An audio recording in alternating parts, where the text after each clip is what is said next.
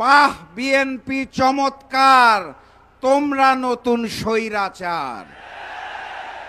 দ্রব্যমূল্যের ঊর্ধ্বগতি, বিদ্যুতের ভুতুরে বিল, তেল গ্যাস জ্বালানির দাম বৃদ্ধিকরণ করে বাংলার মানুষকে ভাতে এবং পানিতে যারা মারতে চায় তাদের আমরা বলতে চাই, বাহ বিএনপি চমৎকার, তোমরা নতুন স্বৈরাচার।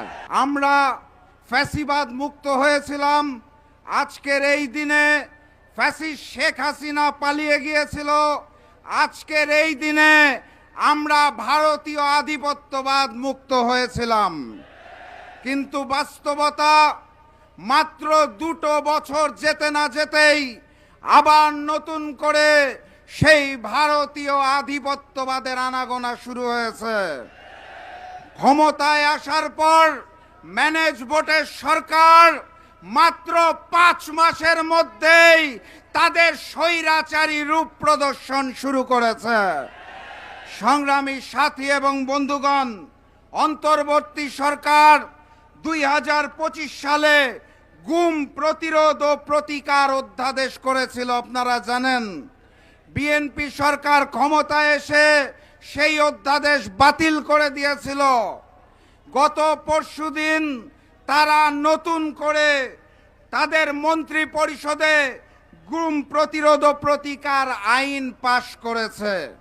কিন্তু সেই আইনে বলা হয়েছে গুম প্রতিকার এবং প্রতিরোধের জন্য আপনি যদি আবেদন করেন, আপনি যদি অনুরোধ করেন, তাহলে তদন্ত করবে পুলিশ বাহিনী। একটি গুমের পিছনে যদি পুলিশ বাহিনী জড়িত থাকে, তাদেরকেই যদি তদন্তের দায়িত্ব দেওয়া হয়, তাহলে সেই তদন্ত স্বৈরাচারী তদন্ত হবে।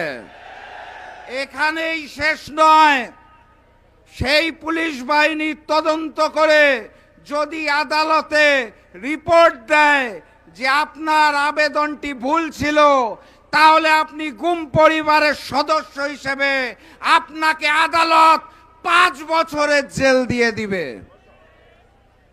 বাহ বিএনপি চমৎকার, তোমরা নতুন স্বৈরাচার।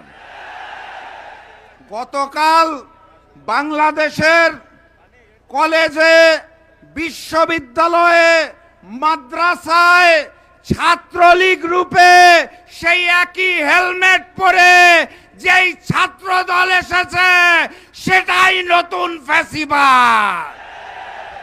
বাহ বিএনপি চমৎকার, তোমরা নতুন স্বৈরাচার। সম্মানিত সাথী এবং বন্ধুগণ, দ্রব্যমূল্যের ঊর্ধ্বগতি, বিদ্যুতের ভুতুরে বিল, তেল গ্যাস জ্বালানির দাম বৃদ্ধিকরণ করে বাংলার মানুষকে ভাতে এবং পানিতে যারা মারতে চায় তাদের আমরা বলতে চাই, বাহ বিএনপি চমৎকার, তোমরা নতুন স্বৈরাচার। সম্মানিত সাথী এবং বন্ধুগণ, আমির জামাত ডাক্তার শফিকুর রহমানের নতুন একটা মেসেজ পেয়েছি। আবু সাইদের প্রতীকী চিঠি থেকে একটা মেসেজ পেয়েছি।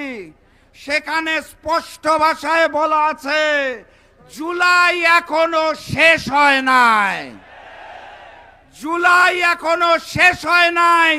আর তাই এই নতুন জালেমের বিরুদ্ধে আমাদের বিপ্লব অনিবার্য, ইনশাআল্লাহ। আমরা পারবো, আমরা এই বিপ্লবে বিজয়ী হতে পারবো। আমরা কি প্রস্তুত আছি? আমাদের পারতেই হবে। দেশের জন্য, স্বাধীনতার জন্য, সার্বভৌমত্বের জন্য, সংস্কার ও জুলাইয়ের জন্য অনিবার্য বিপ্লবে আমরাই বিজয়ী হব, ইনশাআল্লাহ। আজকের এইখান থেকে বাড়ি ফেরার আগে আমার অনুরোধ, 3টা শপথ করে বাড়ি ফিরবেন। কয়টা? 1 নাম্বার শপথ, গণভোটের আলোকে আমরা জুলাই সনদ বাস্তবায়ন করব, ইনশাআল্লাহ। 2 নাম্বার শপথ, ফ্যাসিস্ট হাসিনা এবং গণহত্যাকারীদের বিচার, ওসমান হাদির হত্যাকারীদের বিচার আমরা বাংলার মাটিতে করব, ইনশাআল্লাহ। 3 নাম্বার শপথ, ওই পুরাতন জালেম আর নতুন জালেমের চূড়ান্ত পতন এই বাংলার মাটিতে নিশ্চিত করব ইনশাআল্লাহ। সবাই প্রস্তুত? দেখা হবে বিপ্লবে, দেখা হবে বিজয়ে। বিজয়ের পথে যাত্রা শুরু, জীবন অথবা মৃত্যু। আসসালামু আলাইকুম।